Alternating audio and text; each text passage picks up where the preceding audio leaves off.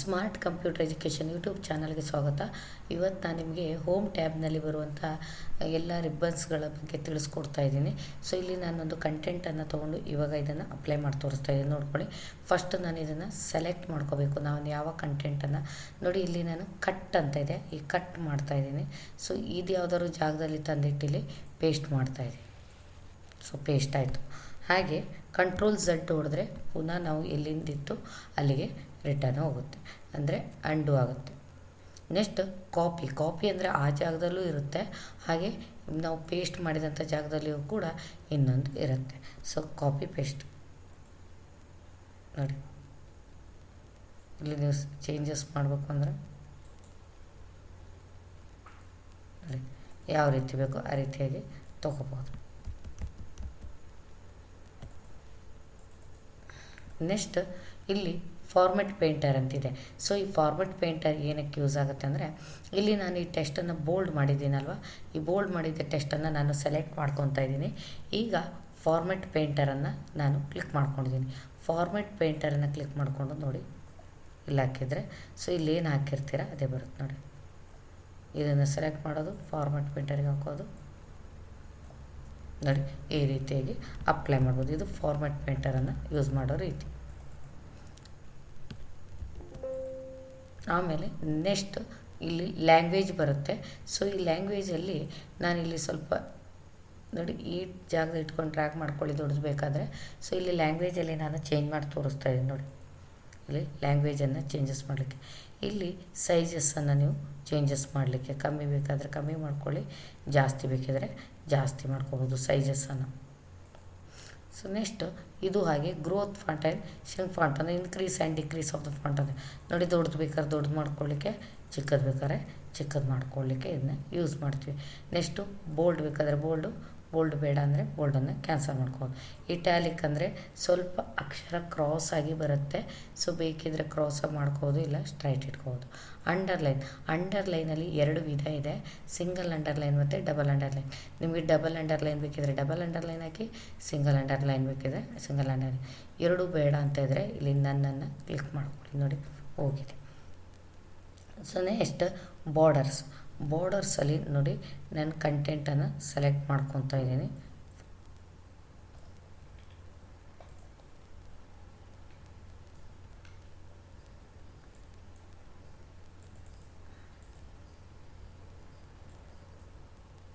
ಈಗ ನಾನು ಕಂಟೆಂಟನ್ನು ಸೆಲೆಕ್ಟ್ ಮಾಡ್ಕೊಂಡಿದ್ದೀನಿ. ಸೆಲೆಕ್ಟ್ ಮಾಡಿಕೊಂಡು ಇಲ್ಲಿ ಬಾರ್ಡರ್ಸಲ್ಲಿ ಬಾಟಮ್ ಬಾರ್ಡರ್ಸ್ ಅಂತ ಹಾಕ್ತೀನಿ. ಬಾಟಮ್ ಬಾರ್ಡರ್ಸ್ ಮೇಲೆ ಕೆಳಗಡೆ ಮಾತ್ರ ಬಾರ್ಡರ್ಸ್ ಬಂದಿರುತ್ತೆ ನೋಡಿ, ಇಲ್ಲಿ ಮಾತ್ರ ಬಾರ್ಡರ್ಸ್ ಬಂದಿದೆ, ಇದು ಬಾಟಮ್ ಬಾರ್ಡರ್ಸ್. ಹಾಗೆ ಟಾಪ್ ಬಾರ್ಡರ್ಸ್ ಅಂದರೆ ಟಾಪಲ್ಲಿ ಮಾತ್ರ ಬಾರ್ಡರ್ಸ್ ಬಂದಿರುತ್ತೆ, ಇಲ್ಲಿ ಬಾರ್ಡರ್ಸ್ ಬಂದಿದೆ. ಇಲ್ಲಿ ನಿಮಗೆ ಸ್ವಲ್ಪ ಇದಿರೋದ್ರಿಂದ ಕಾಣಿಸ್ತಾ ಇಲ್ಲ. ಸೊ ನೆಕ್ಸ್ಟ್ ಇಲ್ಲಿ ನಾನು ಇಷ್ಟನ್ನು ಸೆಲೆಕ್ಟ್ ಮಾಡಿ ತೋರಿಸ್ತೀನಿ ನಿಮ್ಗೆ ಗೊತ್ತಾಗಲಿ. ಟಾಪ್ ಬಾರ್ಡರ್ಸನ್ನು ನೋಡಿ ಇಲ್ಲಿ ಮಾತ್ರ ಬಂದಿದೆ. ಸೊ ಈ ರೀತಿಯಾಗಿ top and bottom borders. Next left ಬೇಕಿದ್ರೆ ಲೆಫ್ಟಿಗೆ ಹಾಕ್ಕೊಳ್ಳಿ, ರೈಟ್ ಬೇಕಿದ್ರೆ ರೈಟನ್ನು ಹಾಕೋಬೋದು. ನೆಕ್ಸ್ಟು ಆಲ್ ಬಾರ್ಡರ್ಸನ್ನು ಕ್ಲಿಕ್ ಮಾಡಿದರೆ ನೋಡಿ, ಫುಲ್ ಟೇಬಲ್ ಆಫ್ ಕಂಟೆಂಟಿಗೆ ಬಾರ್ಡರ್ ಅನ್ನೋದು ಬರುತ್ತೆ. ಎಕ್ಸೆಲ್ ಶೀಟಲ್ಲಿರುವಂಥ ಗೆರೆಗಳು ಪ್ರಿಂಟಲ್ಲಿ ಬರೋದಿಲ್ಲ. ಸೊ ಅಂಥ ಸಂದರ್ಭದಲ್ಲಿ ನಾವೇನು ಮಾಡ್ತೀವಿ, ಇಲ್ಲಿ ಆಲ್ ಬಾರ್ಡರ್ಸನ್ನು ತೊಗೊತೀವಿ.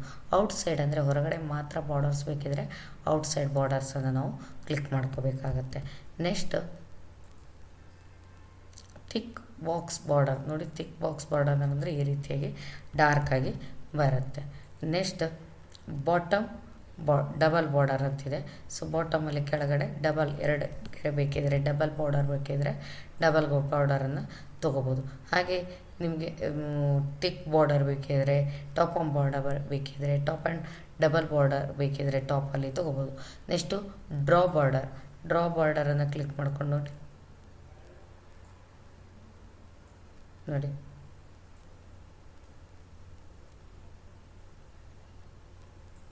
ಈ ರೀತಿ ಡ್ರಾ ಮಾಡ್ಕೋಬೋದು ನೋಡಿ.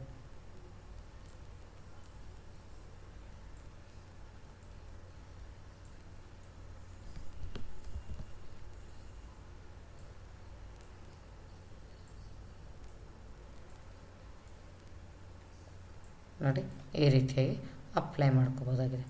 ನೆಕ್ಸ್ಟ್ ಬಂದು ಕಂಟ್ರೋಲ್ ಝಡ್ ಹೊಡೆದ್ರೆ ಅಂಡು ಆಗುತ್ತೆ. ನೆಕ್ಸ್ಟು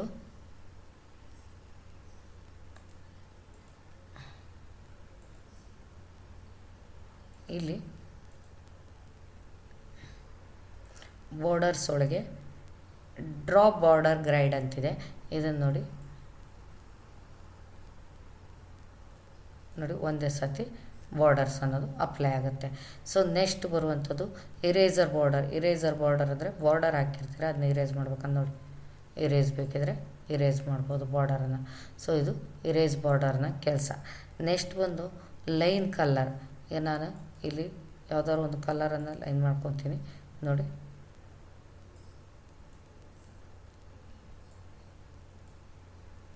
ಈ ರೀತಿ ಕಲರನ್ನು ಅಪ್ಲೈ ಮಾಡೋದಿದ್ರೆ ಮಾಡ್ಕೋಬೋದು ನೋಡಿ.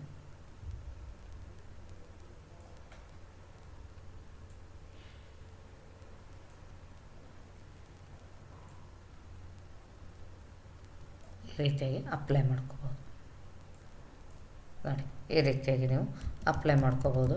ಸೊ ನೆಕ್ಸ್ಟ್ ಬರುವಂಥದ್ದು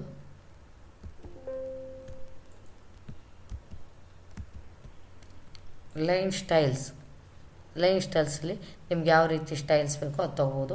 3 ಬಾರ್ಡರ್ಸಿಗೆ ಹೋದರೆ ನಿಮಗೆ ಇಲ್ಲಿ ಬಾರ್ಡರ್ಸನ್ನು ಸೆಲೆಕ್ಟ್ ಮಾಡ್ಕೊಳ್ಳೋದು, ಇಲ್ಲಿ ಯಾವ್ದು ಬಾರ್ಡರ್ಸ್ ಬೇಕೋ ಆ ಬಾರ್ಡರ್ಸನ್ನು ಸೆಲೆಕ್ಟ್ ಮಾಡ್ಕೊಳ್ಳಿ ನೋಡಿ. ಇಲ್ಲಿ ನೀವು ಅಪ್ಲೈ ಮಾಡಿದರೆ ಆಯಿತು, ಓಕೆ ಕೊಟ್ಟರೆ ಬರುತ್ತೆ ನೋಡಿ, ಬಂದಿದೆಯಲ್ಲ ನೋಡಿ. ನೆಕ್ಸ್ಟ್ ಬಾರ್ಡರ್ಸ್ ಆದಮೇಲೆ ಇದು ಟೆಸ್ಟ್ ಹೈಲೈಟ್ ಕಲರು, ಇಲ್ಲಿ ನಾನು ಹೆಡ್ಡಿಂಗನ್ನು ಸೆಲೆಕ್ಟ್ ಮಾಡಿದ್ದೀನಿ. ಇದನ್ನು ಹೈಲೈಟ್ ಮಾಡಬೇಕಂದ್ರೆ ಬ್ಯಾಕ್ಗ್ರೌಂಡಲ್ಲಿ ನಾವು ಕಲರನ್ನು ಅಪ್ಲೈ ಮಾಡೋಕ್ಕಿರುತ್ತೆ. ಇದು ಟೆಸ್ಟ್ ಕಲರು ನೋಡಿ, ನಾವು ಈ ರೀತಿಯಾಗಿ ಟೆಸ್ಟ್ ಕಲರನ್ನು ಕೂಡ ಅಪ್ಲೈ ಮಾಡ್ಕೋಬೋದು. ನೆಕ್ಸ್ಟು ನಿಮಗೆ MS ವರ್ಡಲ್ಲಿ ಬಂದರೆ 4 ಟೈಪ್ಸ್ ಅಲೈನ್ಮೆಂಟ್ ಸಿಗುತ್ತೆ, ಇಲ್ಲಿ 6 ಟೈಪಲ್ಲಿ ಸಿಗುತ್ತೆ ನೋಡಿ. Top alignment, top, middle, bottom alignment, left alignment, right alignment, center ಮತ್ತು ಟಾಪ್ ಅಲೈನ್ಮೆಂಟನ್ನು ನಾವು ಚೂಸ್ ಮಾಡಬೇಕು. ನೆಕ್ಸ್ಟ್ ಟೆಸ್ಟ್ ಓರಿಯೆಂಟೇಷನಲ್ಲಿ ಇಲ್ಲಿ ಆ್ಯಂಗಲ್ ಕೌಂಟರ್ ಕ್ಲಾಕ್ ವೈಸ್ ಅಂತಿದೆ ನೋಡಿ, ಕ್ಲಾಕ್ ವೈಸಲ್ಲಿ ಇದು ಈ ರೀತಿಯಾಗಿ ಬರುತ್ತೆ. ಸೊ ನೆಕ್ಸ್ಟ್ ನೀವು ತೊಗೊಂಡ್ರೆ ನೋಡಿ ಡಿಫ್ರೆಂಟ್ ಆಫ್ ಸ್ಟೈಲ್ಸಲ್ಲಿ ಇರುತ್ತೆ ನೋಡಿ. ಇಲ್ಲಿ ನಾನು ಇದನ್ನು ಮಾಡಿ ತೋರಿಸ್ತಾ ಇದ್ದೀನಿ. ನೆಕ್ಸ್ಟು ಆ್ಯಂಗಲ್ ಕ್ಲಾಕ್ ವೈಸ್ ಇದು ನೋಡಿ ಈ ರೀತಿಯಾಗಿ ಬರುತ್ತೆ. ನೆಕ್ಸ್ಟ್ ಬಂದು vertical test, rotate test down ನೋಡಿ. ನೆಕ್ಸ್ಟು ಇಲ್ಲಿ ಫಾರ್ಮೆಟ್ ಸೆಲ್ ಅಲೈನ್ಮೆಂಟ್ ಒಳಗಡೆ ಹೋದರೆ ಇಲ್ಲಿ ನೀವು ಆ್ಯಂಗಲಲ್ಲಿ ತೊಗೋಬೋದು ನೋಡಿ. ಆ್ಯಂಗಲಲ್ಲಿ ತೊಗೊಂಡು ಇಲ್ಲಿ ನಿಮಗೆ ಹೊರಿಜಾಂಟಲಲ್ಲಿ ನಿಮಗೆ ಲೆಫ್ಟ್ ಬೇಕಾ, ರೈಟ್ ಬೇಕಾ, ಸೆಂಟರ್ ಬೇಕಾ ಅದನ್ನು ತೊಗೊಂಡು, ಟಾಪಲ್ಲಿ ಬೇಕಾ, ಬಾಟಮಲ್ಲಿ ಬೇಕಾ, ಯಾವ ರೀತಿಯಲ್ಲಿ ಬೇಕು, ನಾನು ಸೆಂಟರ್ ಅಂತ ತೊಗೊತೀನಿ. ಎರಡನ್ನೂ ಕೂಡ ಓಕೆ ಆಗ್ತೀನಿ ನೋಡಿ, ಸೆಂಟರಲ್ಲಿ ಬಂದಿದೆ. ಸೊ ಈ ರೀತಿಯಾಗಿ ನೀವು ಕೂಡ ಇದನ್ನ ಅಪ್ಲೈ ಮಾಡಿಕೊಂಡು ಪ್ರಾಕ್ಟೀಸ್ ಮಾಡಿ. ನೆಕ್ಸ್ಟ್ ಬರುತ್ತೆ ಟೆಸ್ಟ್ ವ್ರ್ಯಾಪು, ಸ್ವಲ್ಪ ಟೆಸ್ಟ್ ಎಳೆದಾಗಿರುತ್ತೆ. ನೆಕ್ಸ್ಟು ನಿಮಗೆ ಇಲ್ಲಿಷ್ಟು ಖಾಲಿ ಜಾಗ ಬೇಕು ಅಂದರೆ ನೋಡಿ, ಇದನ್ನು ಏನು ಮಾಡಬೇಕು ಅಂದರೆ ಮರ್ಜ್ ಸೆಂಟರ್ ಮಾಡ್ಕೋಬೇಕಾಗತ್ತೆ. ಸೊ ಅದೇ ರೀತಿಯಾಗಿ ಇಲ್ಲಿ ನಾನು ಸೆಲೆಕ್ಟ್ ಮಾಡಿದ್ದೀನಿ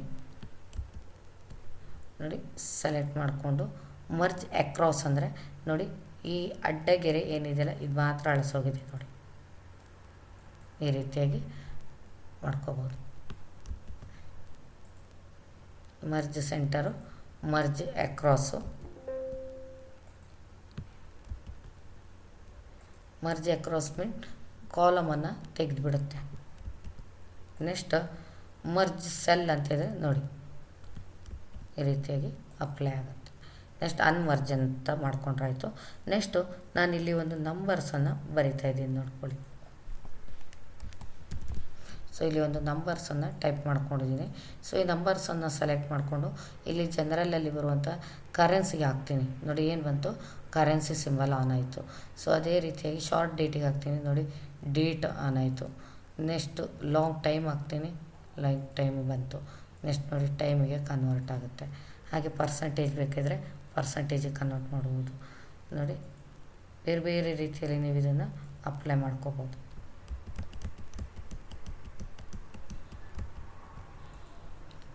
ನೆಕ್ಸ್ಟ್ ಬರುವಂಥದ್ದು ಕಂಡೀಷ್ನಲ್ ಫಾರ್ಮ್ಯಾಟಿಂಗಲ್ಲಿ ಹೈಲೈಟ್ ಸೆಲ್ಸ್ ರೂಲ್ಸ್ ಅಂತ ಬರುತ್ತೆ, ಇದು ಗ್ರೇಟರ್ ದ್ಯಾನ್ ಲೆಸ್ಸರ್ ದ್ಯಾನ್ ಬರುತ್ತೆ. ಸೊ ಇದಕ್ಕೆ ನಾನು ಬೇರೆ ಒಂದು ಫಾರ್ಮೆಟನ್ನು ತೊಗೊತೀನಿ.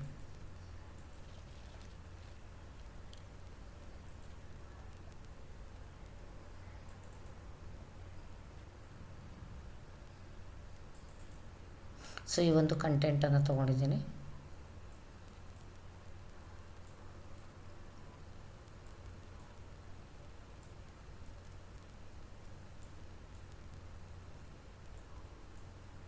ಸೊ ಇದನ್ನ ಸೆಲೆಕ್ಟ್ ಮಾಡ್ಕೊತಾ ಇದ್ದೀನಿ.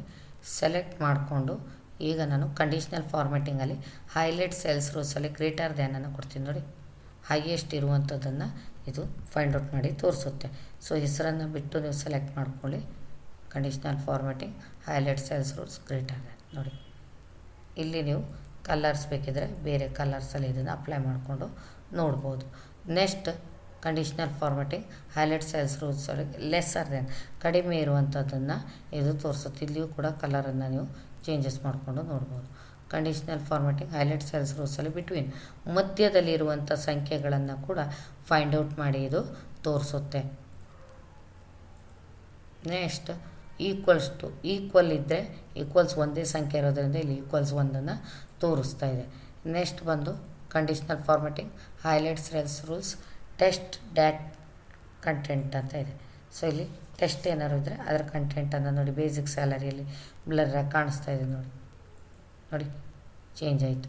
ಈ ರೀತಿಯಾಗಿ ನಿಮಗೆ ಫಾರ್ಮೆಟ್ ಕಂಟೆಂಟ್ಸ್ ಟೆಸ್ಟ್ ಏನಾದ್ರು ಬೇಕಿದ್ರೆ ಅದನ್ನ ನೋಡಲಿಕ್ಕೆ ಯೂಸ್ ಮಾಡ್ತೀರಾ. ನೆಕ್ಸ್ಟ್ ಬಂದು ಡಾಟಾ ಎಕ್ವೈರ್ ಎಸ್ಟರ್ಡೇ, ನೋಡಿ ಎಸ್ಟರ್ಡೇ ಡಾಟಾ ಎಕ್ವೈರ್ ಇದ್ದರೆ ಅದನ್ನು ಕೂಡ ನೋಡಲಿಕ್ಕೆ ಯೂಸ್ ಆಗುತ್ತೆ. ನೆಕ್ಸ್ಟ್ ಬಂದು ಇಲ್ಲಿ ಡೂಪ್ಲಿಕೇಟ್ ವ್ಯಾಲ್ಯೂಸ್ ಅಂದರೆ ಡಬಲ್ ಟೈಮ್ಸ್ ಎಂಟ್ರಿ ಆದಿದ್ರೆ ಅದನ್ನ ಡೂಪ್ಲಿಕೇಟ್ ಅಂತ ಹೇಳ್ತಾರೆ. ಸೊ ಆ ಡೂಪ್ಲಿಕೇಟನ್ನು ನೋಡಲಿಕ್ಕೆ ಇಲ್ಲಿ ಯೂಸ್ ಮಾಡ್ತಾರೆ. ಸೊ ಫಾರ್ಮೆಟ್ ಸೆಲ್ ಕಂಟೆಂಟ್ಸಲ್ಲಿ ಡೂಪ್ಲಿಕೇಟಲ್ಲಿ ಇನ್ನೊಂದು ಯುನೀಕ್ ಅಂತ ಇರುತ್ತೆ, ಅಂದರೆ ಸಪ್ರೇಟ್ ಇರೋದನ್ನು ತೋರಿಸಿ ಅಂತ. ನೋಡಿ ಅದನ್ನು ಕ್ಲಿಕ್ ಮಾಡಿದರೆ ಸಪ್ರೇಟ್ ಇರೋದನ್ನು ತೋರಿಸುತ್ತೆ. ಡೂಪ್ಲಿಕೇಟ್ ನೋಡಿದರೆ ಸೇಮ್ ಇರೋದನ್ನು ಕಂಟೆಂಟನ್ನು ಇದು ತೋರಿಸುತ್ತೆ. Next data top and bottom ರೂಲ್ಸಲ್ಲಿ ಟಾಪ್ 10 ಐಟಮ್ಸನ್ನು ನೋಡಲಿಕ್ಕೆ ಇದನ್ನ ಯೂಸ್ ಮಾಡ್ತೀರಾ. ನೆಕ್ಸ್ಟ್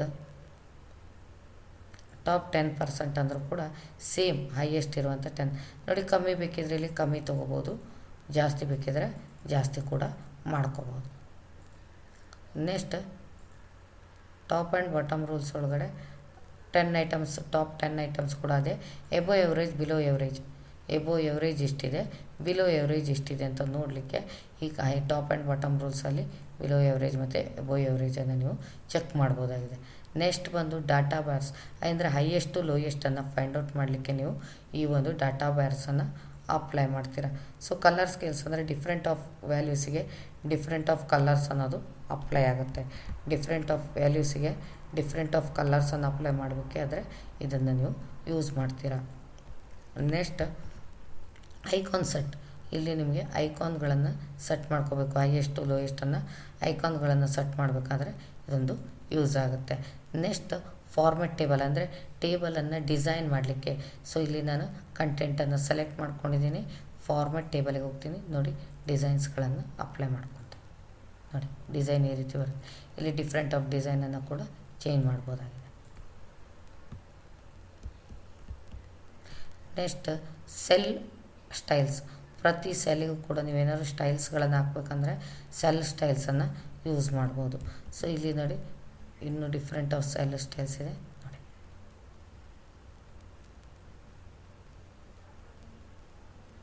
ನಿಮ್ಗೆ ಯಾವ ರೀತಿ ಬೇಕೋ ಆ ರೀತಿ ಎಂಟ್ರಿ ಮಾಡ್ಕೊಳ್ಳಿ.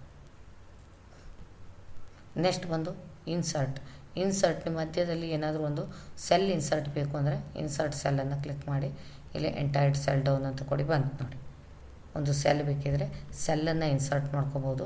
ಅದೇ ರೀತಿ ನಿಮಗೆ ಇನ್ಸರ್ಟ್ ಶೀಟ್ ರೋವನ್ನು ಬೇಕಿದ್ರು ರೋವನ್ನು ಕೂಡ ಇನ್ಸರ್ಟ್ ಮಾಡ್ಕೋಬೋದು. ಅದೇ ರೀತಿಯಾಗಿ ಶೀಟಲ್ಲಿ ಕಾಲಮ್ಸನ್ನು ಬೇಕಾದರೂ ಕೂಡ ಇನ್ಸರ್ಟ್ ಮಾಡ್ಕೋಬೋದು. ಹಾಗೆ ಶೀಟ್ ಬೇಕಿದ್ರೆ ಇನ್ನೊಂದು ಶೀಟನ್ನು ಕೂಡ ಇನ್ಸರ್ಟ್ ಮಾಡ್ಕೋಬೋದು. ಹಾಗೆ ಡಿಲೀಟಲ್ಲಿ ಸೆಲ್ಲನ್ನು ಡಿಲೀಟ್ ಮಾಡ್ಬೋದು. ನೋಡಿ ಸೆಲ್ಲನ್ನು ನಾನು ಡಿಲೀಟ್ ಮಾಡ್ತಾಯಿದ್ದೀನಿ. ಈ ಸೆಲ್ಲನ್ನು ನೋಡ್ಕೊಳ್ಳಿ. ನೋಡಿ ಇಲ್ಲಿ ಒಂದು ಕಮ್ಮಿ ಆಯಿತು. ಸೊ ಈ ರೀತಿ ಸೆಲ್ಲನ್ನು ಡಿಲೀಟ್ ಮಾಡ್ಬೋದು. ಎಂಟೈರ್ಡ್ ಆಫ್ ಒಂದು ಶೀಟ್ ರೋವನ್ನು ಕೂಡ ಡಿಲೀಟ್ ಮಾಡ್ಬೋದು. ಆಮೇಲೆ ಎಂಟೈರ್ಡ್ ಆಫ್ ಒಂದು ಕಾಲಮನ್ನು ಕೂಡ ಡಿಲೀಟ್ ಮಾಡ್ಬೋದು. ನೋಡಿ ಈ ರೀತಿಯಾಗಿ ಮಾಡ್ಬೋದು. ನೆಕ್ಸ್ಟ್ ಫಾರ್ಮೆಟ್ಟಲ್ಲಿ ಇದನ್ನು ನಾನು ಸೆಲೆಕ್ಟ್ ಮಾಡ್ಕೊತಾ ಇದ್ದೀನಿ. ಎಲ್ಲವನ್ನು ಸೆಲೆಕ್ಟ್ ಮಾಡಿಕೊಂಡು ಫಾರ್ಮೆಟ್ಗೆ ಹೋಗ್ತೀನಿ. ರೋ ಹೈಟನ್ನು ನೋಡ್ತೀನಿ.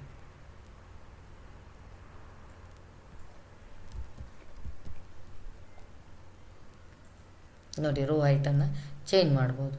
ಕರೆಕ್ಟಾಗಿ ನೋಡ್ಕೊಳ್ಳಿ. ರೋ ಹೈಟ್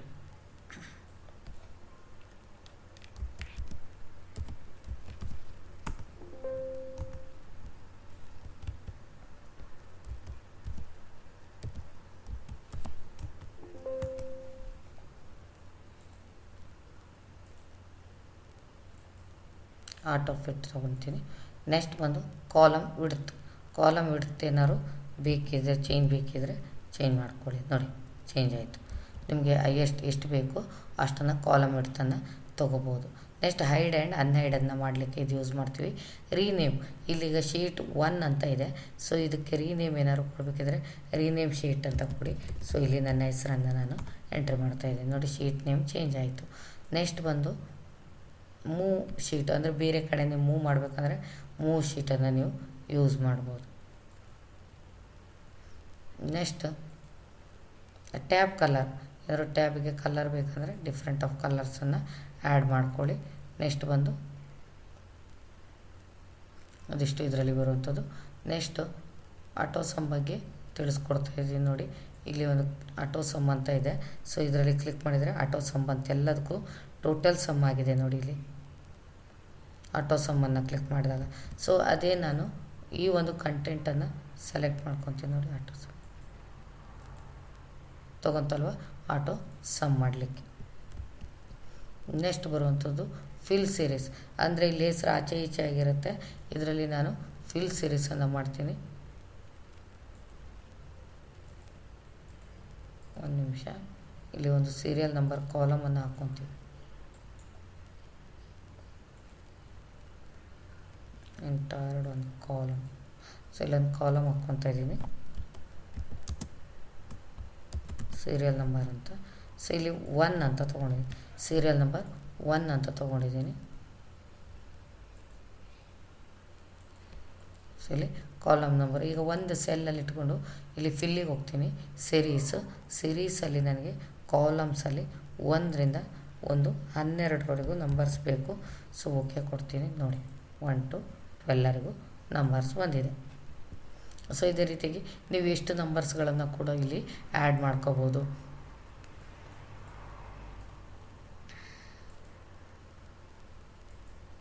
ನೋಡಿ,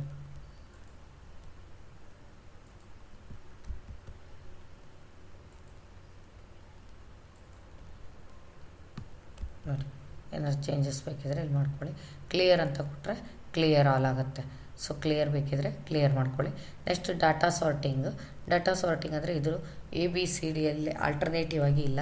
ಸೊ ಆ ರೀತಿ ಬೇಕು ಅಂದರೆ ಇದ್ದರೆ ಡಾಟಾ ಸಾರ್ಟಿಂಗ್ ಆ್ಯಂಡ್ ಫಿಲ್ಟ್ರೇಷನಲ್ಲಿ A to Z ಅಂತ ತೊಗೊಳ್ಳಿ. ಓಕೆ ಕೊಡಿ. ಬಂತಲ್ಲ, ಚೇಂಜ್ ಆಯ್ತು. ನೋಡಿ, data sorting and filtration Z to A.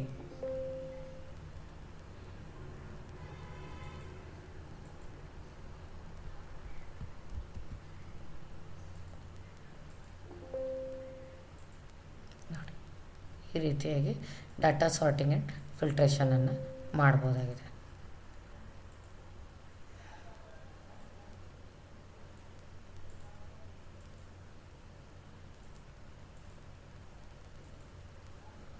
Next find and replace select ಆಲ್ಗಳು.